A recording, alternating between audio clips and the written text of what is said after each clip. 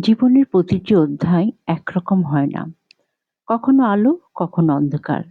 এই দুয়ের মাঝে মানুষ নিজের সত্যিকারের শক্তিকে খুঁজে পায়। খারাপ সময় আমাদের থামিয়ে দেয় ঠিকই, কিন্তু সেই থেমে যাওয়া মুহূর্তগুলোই শেখায় আমরা আসলে কতটা দৃঢ়, কতটা সক্ষম।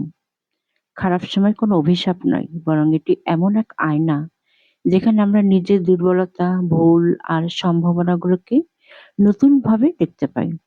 এই সময় আমাদের ভেঙে দেয়, কিন্তু সেই ভাঙনের মাঝেই তৈরি হয় নতুন এক সংস্করণ, আরো পরিণত, আরো শক্তিশালী, আরো সচেতন।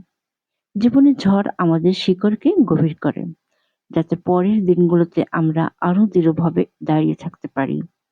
মনে রাখতে হবে, কঠিন সময় কখনো স্থায়ী নয়, কিন্তু এই সময় থেকেই পাওয়া শিক্ষা, ধৈর্য আর আত্মবিশ্বাস আমাদের সারা জীবনের সম্পদ হয়ে থাকে।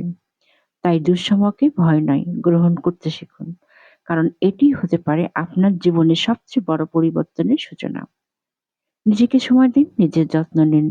মন ও শরীরের ভারসাম্য বজায় রাখুন। কারণ সুস্থতা শুধু শরীরের নয়, এটি আত্মারও প্রয়োজন। আর সেই সামগ্রিক সুস্থতার পথচলায় পাশে আছে সোহানা ওয়েলনেস, যেখানে ভালো থাকা, সুন্দর থাকা এবং নিজের সেরা সংস্করণ হয়ে ওঠার অনুপ্রেরণা একসাথে পাওয়া যায়। Bangladeshi blogger Sohana wellness. Thanks for watching.